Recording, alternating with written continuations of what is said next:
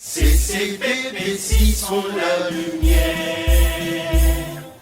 des ouvriers. Ah oui. Et Ok, des you coughing it, yeah? paysans, ainsi que tout opprimé. Il n'y a point de doute d'abattre l'exploitation et de créer une juste société. Notre serment est de ne jamais échouer. En joignant toutes nos forces en un vaisseau, que l'on bien nous arme dans nos mains. Car ces CPPC sont la force du peuple, dans sa noble cause jamais de sport.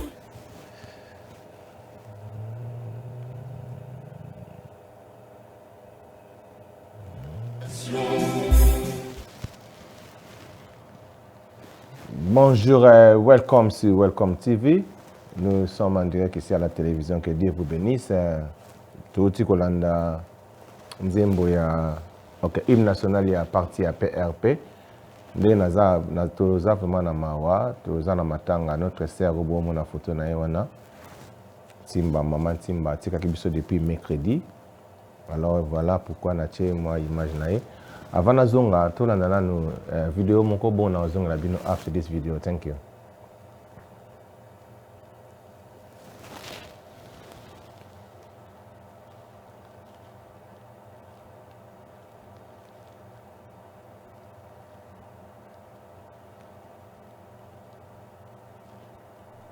Bino.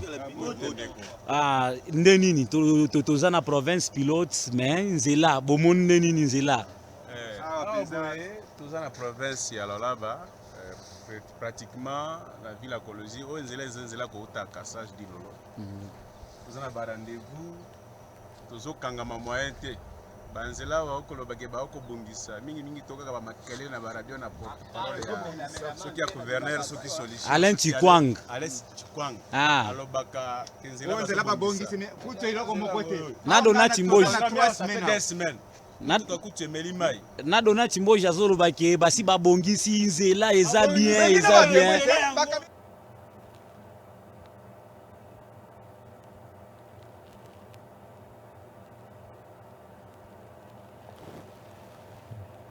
Toza na mwa problème technique parce que mutu azosa na nini na régie aza mutasika salima bere ndenge za bona na zongi na ligne mais na télévision zo la samaka mususu voilà pourquoi ba problème technique en ndenge zali et bandeko ba otalanga na TV bazomona image monsieur ezo leka bona lobika parce que oyo bazo copier yango na country ya studio parce que naza pe na problème depuis na cha photo ya musée na nini na Sky télévision na biso ba sala rasu te kende ezala ke bango ba na ko pesa ngai ba copie rapidement direction à partir ya direct à Sky télévision ba pesa rasu te bon ba raison on a comprendre te et comme que non bon na éviter donc voilà parce qu'on a aussi la copie ba aussi la copie à partir ya studio ndenge ba aussi là c'est que tant que ça la copie au moins image ya TV yeah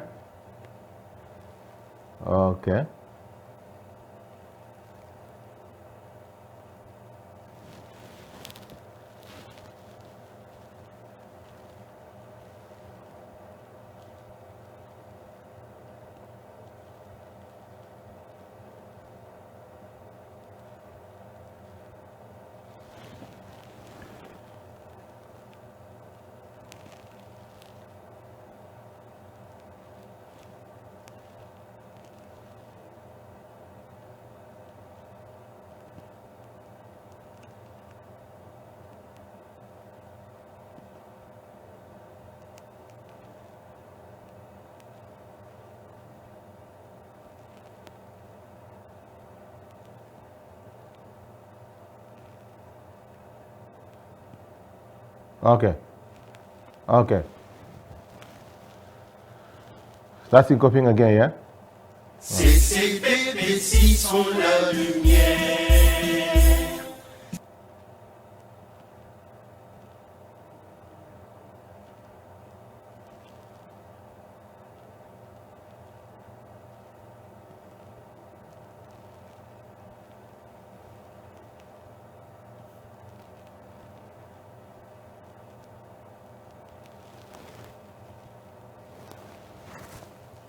Okay, starting copy, yeah? Ah.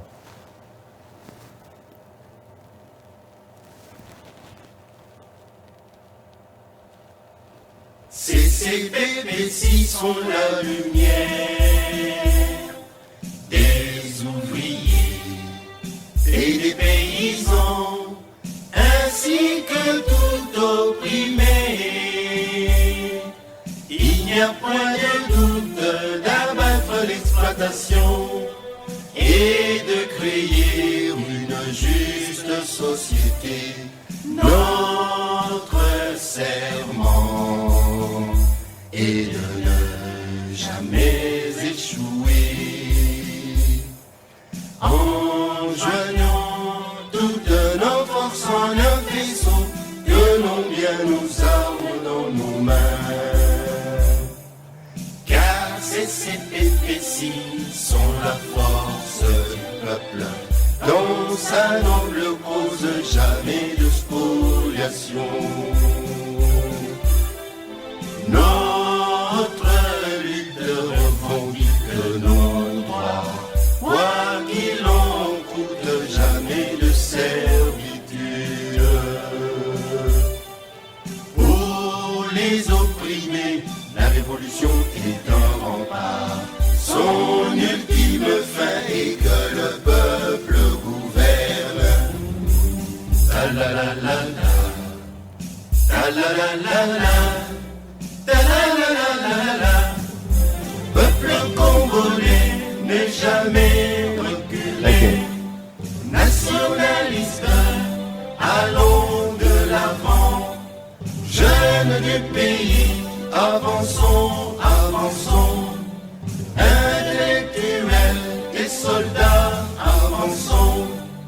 Femmes et filles, allons de l'avant. Peuple congolais, ne jamais reculer. Ta la la la la, ta la la la la, ta la la la la la. Bonjour, welcome sur Welcome TV. Nous sommes ici en direct à la télévision. Que Dieu vous bénisse. Bouti Kolanda, hymne national Nabiso ya PRP. Yango Euti Koleka. Alors on est toujours là, tous en amatanga. Ndeko Nabiso, Sœur Nabiso, Maman Timba, Tika Kibiso depuis les 6 il y a mois oyo.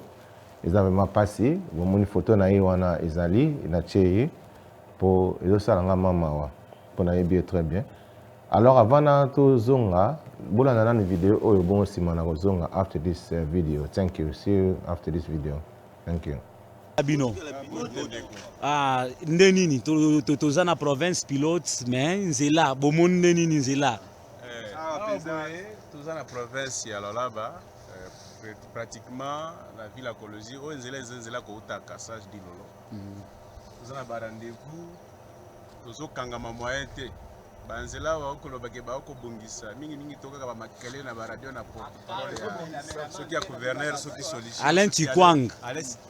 Ah alobaka Nzela ba bongisi ne kuto iloko mokote. Na Dona Chimboji. 3 semaines.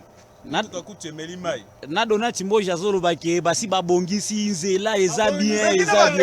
Bakame yangoyo. 3 semaines yangoyo mutu ke melimai moteur ekufi. Wewe kuna pe emeli misusu mai. Ekufi ce moteur.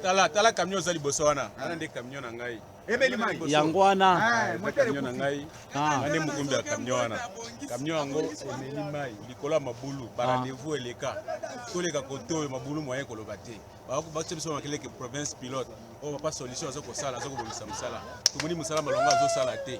Mitu kango etinda po ya ko bimisanzela ba kotoyo. Bango ba ola la kaka ba frapper ka ba mazu. Ba ilika ba si kotoyo, ba miso ba si ba bali. Donc tu veux comprendre donc on senga monsieur Béton, monsieur le président Tshisekedi. Fati. The volume is there, yeah? Ako ba kutinda taba inspecteur ba respecter na nzelo. S'il vous plaît vraiment tozo ko kemba mingi. Yango biso ba congolais moko nde tozo komikemisa biso moko. Est-ce que province olala bezangi mbongo ko bongisa nzela oyo? Vraiment c'est déplorable. Basali des mentala ba tomana basali des semaines. Kimero kala. Kala na mabu yo moko ya otala. 2 semaines. Yeah, no play. Loko wana epe abiso kanda. Zela nanu. Matamwe tokana kata nyonse poli, nyonso. Na province pilote. 2 semaines à Zéla. Bolobi, la province pilote. Tala. Boy.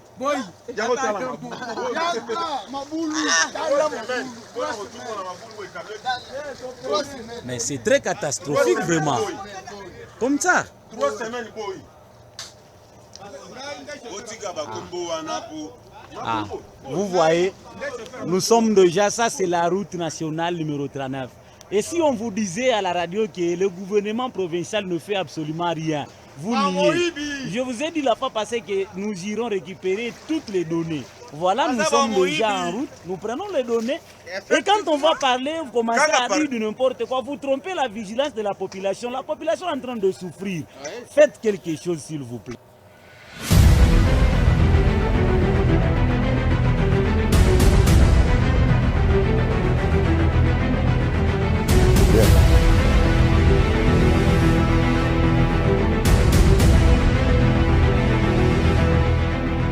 Nous sommes dans le Tanganyika, une province de la République démocratique du Congo créée en 2015 à la suite de l'éclatement de la province du Katanga. Elle mesure 134 940 km², la troisième en taille dans le pays, avec une population estimée à plus ou moins 4 millions d'habitants. Le Tanganyika, c'est avant tout le lac dont elle porte le nom et qui borde la partie orientale de cette entité. Plusieurs villes de la province sont situées au bord du lac, dont Kalemi son chef-lieu. Le majestueux lac Tanganyika rapproche cette province de la Tanzanie pour les exportations vers le port de Dar es Salaam, mais il l'ouvre aussi à la Zambie et au Burundi. De ce fait, elle représente pratiquement un carrefour commercial pour les autres provinces du pays avec lesquelles elle fait frontière. C'est notamment le Haut-Lomami, le Haut-Katanga, le Maniema ainsi que le Sud Kivu.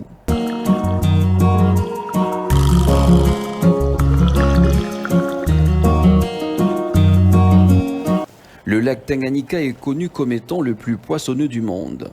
La pêche artisanale à elle seule représente une bonne part des revenus de la région.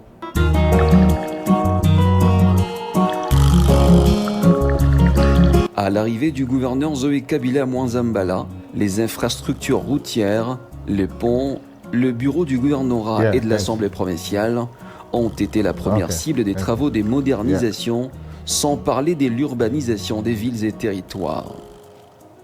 Le Tanganyika n'est pas seulement une province à vocation touristique, encore moins agro-pastorale.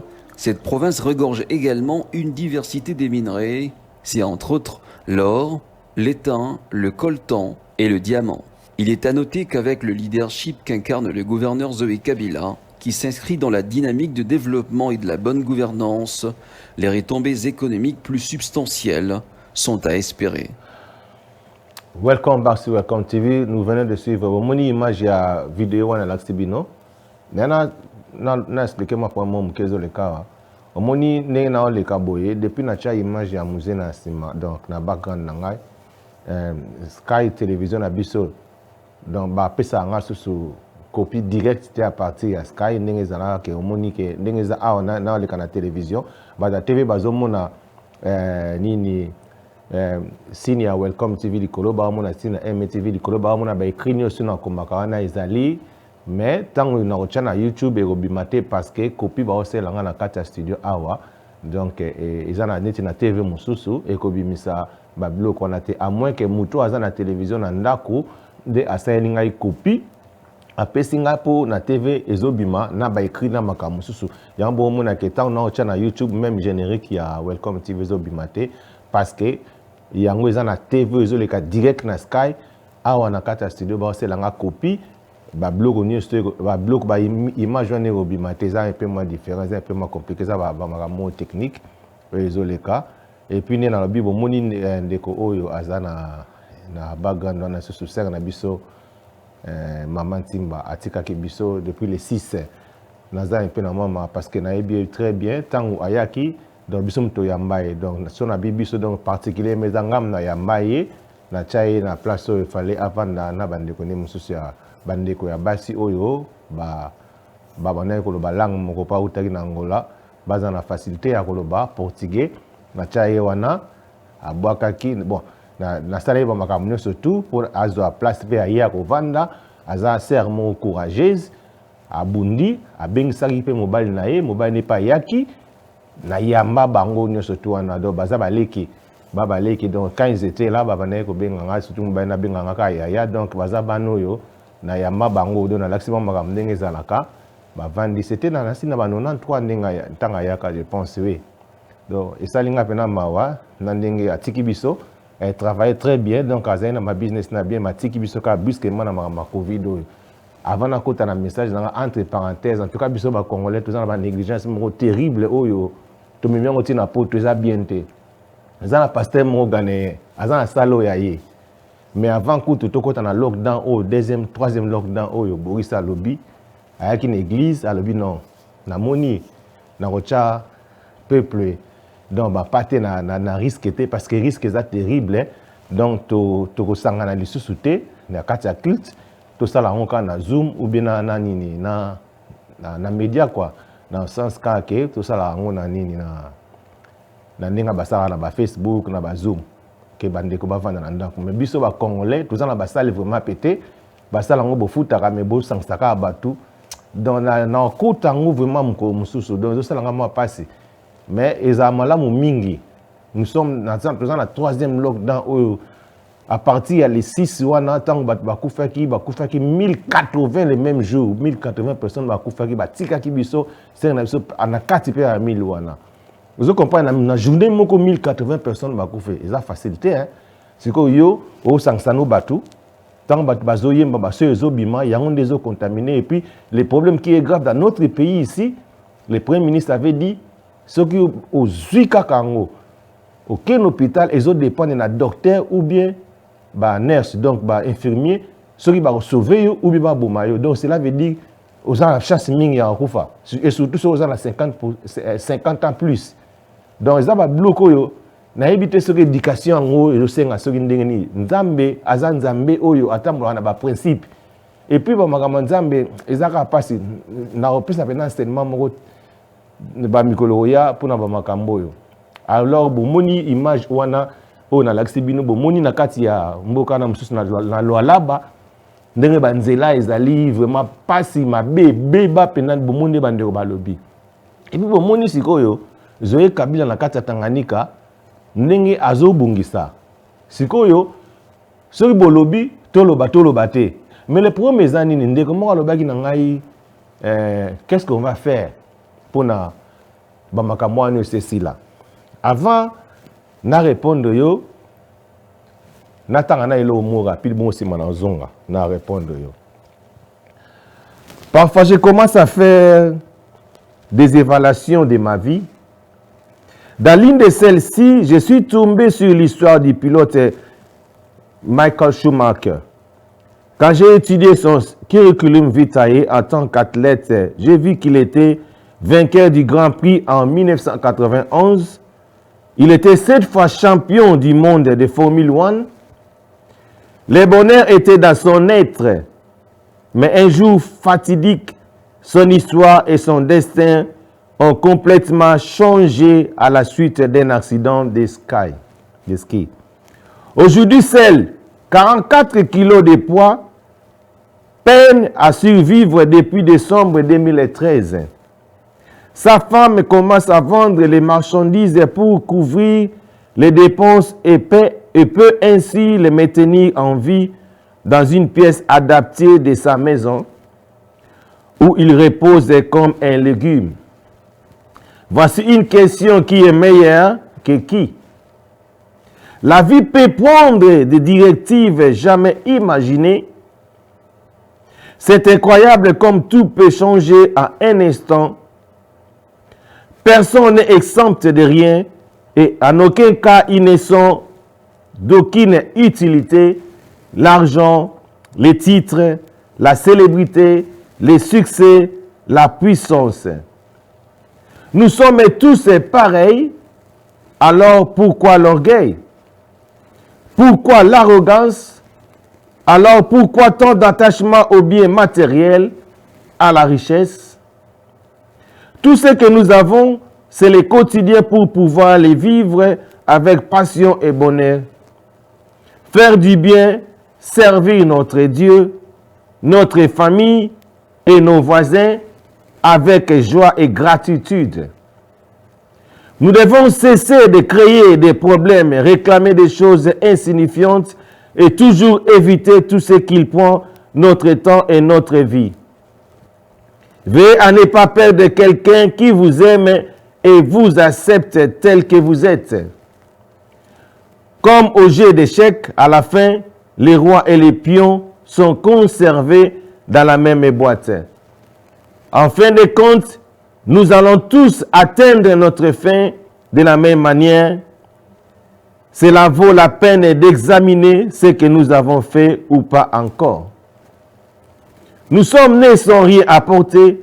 Nous nous mourrons sans rien apporter, absolument rien. Et ce qui est triste, c'est ce que dans l'intervalle entre la vie et la mort, nous nous battons pour ce que nous n'avons pas apporté et encore plus pour ce que nous n'apporterons pas. Passons-y, vivons plus, aimons plus, comprenons toujours les autres et soyons plus tolérants. Je souhaite que nous n'oublions jamais que pour être grands, nous devons être humbles, car tout est vanité. C'est votre humble serviteur, le pasteur Bienvenu. Je suis président de la PRP, Parti de la Révolution Populaire. Il y a Papa Nabiso Mouzé, Laurent Désiré Kamila. Et je suis aussi l'ami de votre chef. Dans le Bible, mon frère Alobaki Nangaya Alabi, mais pasteur, tu as bien parlé, mais le problème est que qu'est-ce qu'on va faire pour na makambu et bonga na mboka na biso. Nene sabino ba makambu pour e bonga bien na Congo. Babilo mususu na kofungola bino na 2022 lorsque tu comme après pour na ba élection. Pour na makambu e bonga na Congo, le président de la République, ce qui oyo esengeli na asala, il faut qu'on instruise na ba gouverneur. Dans d'autres termes, ndenge banglais balobaka ko pesa ordre na ba gouverneur nyoso tout ya mboka ya Congo. Ke ba gouverneur wana nyoso ba yeba ko bongisa banzela ya mboka na place où aza gouverneur wana. Eza instruction moko avec ordre, donc obligation ba bongisa banzela ya ba place où bazo gouverner. Batia mai na place où bazo gouverner. Batia courant na place où bazo gouverner. Ce sont des choses ozali obligatoirement il faut basala yango. Instruction outanini et pas ya chef de l'État. Parce que dans notre pays, il y a des projets où avant Boussalango, il faut chef de l'État appeler ça accord. De la même manière, tout le monde a des réseaux sociaux, tout le monde a la même mène na Moussene pour Azali président à parti naé, la même mène na PPRDT, à la parti na SCCU, na président à parti, bakene kota la chef de l'État, batu balobi que non, baké pas kota na union sacrée. Alors j'ai parlé avec le président de SCCU, alobi nanga que non, les problèmes de comprendre était tokenda qui pour na présenter projet autozalango, il faut ezala signé, accepté par le président de la République. Voilà pourquoi il faut qu'on ait à bonne attaque na président de la République parce que c'est lui qui est le garant de la nation. Yende mutazanga na signature asuka, yende mutazanga na mo oya suka. Donc nangina loba boye. Pour na Congo ebunga, il faut ndena lobi président de la République azana esprit mokonde na lobi ki ya dictature qui a imposé ba gouverneur nyoso na kati ya République démocratique du Congo ba bongisa courant, ba bongisa mai na ba province na bango, ba bongisa banzela. To moni nzela na luala ba koto na mususu ba bongisa te. Ndenge na lakisi bongo, il faut siko le chef de l'État a instruire batu ba kende na place wana ba kende ko bongisa yango et osala soni pe mawa. Ozomona ba projet monsieur do salama na moni ba projet oyo honorable Zoé asali na kati ya Tanganyika place azali asala ngona ba chinois. Ba projet zali. Mais ce qu'on a là zo lobelango, na lango zo landela babilo ko na très bien parce qu'ils sont des chinois.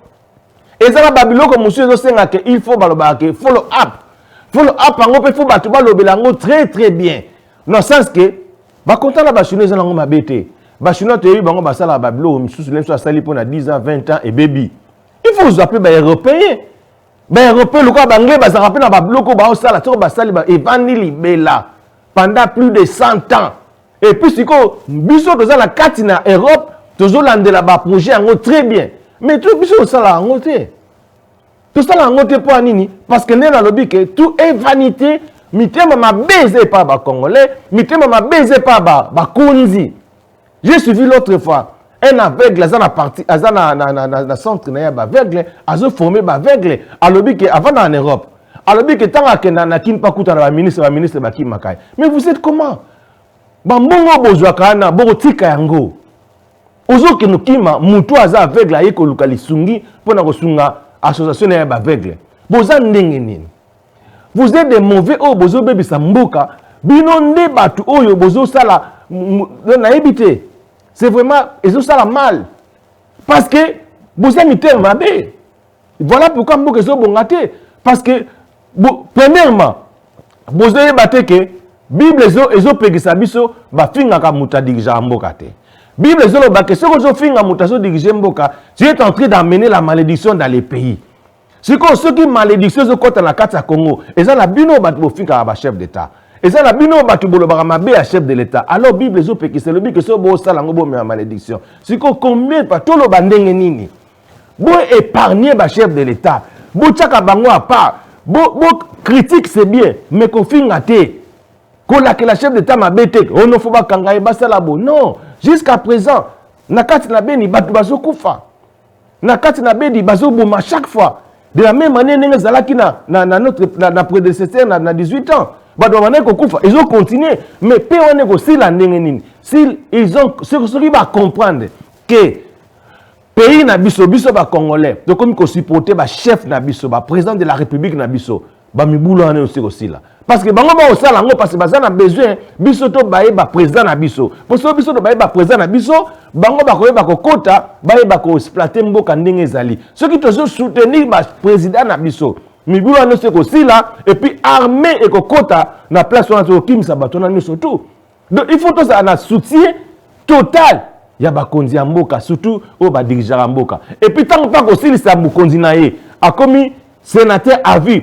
To ba ko protéger bango. Et ça doit nabiso. Ce sont des obligations et amenaka bénédiction na kati na mboka parce que Bible zoloba que l'œuvre de l'iniquité ils ont agir déjà dans notre pays, ils ont agir en d'autres termes l'œuvre ya diable ils ont agir mais ceux qui ont agir en totalité parce que l'église est encore en vie parce que la biso va passer bienvenue nous sommes encore en vie nous avons empêcher l'œuvre diabolique et la totalité manifestée. De la même manière, ce qui se passe aujourd'hui dans nos églises, monsieur Salamate, parce que nous sommes là, nous sommes des surveillants pour protéger les brebis. Voilà pourquoi Jésus-Christ avait dit à Pierre, m'aimes-tu? A posé la question 3 fois. Et puis réponse à Jésus a dit que non, si tu m'aimes, il faut paître mes brebis. Paître des brebis, ça va pas église.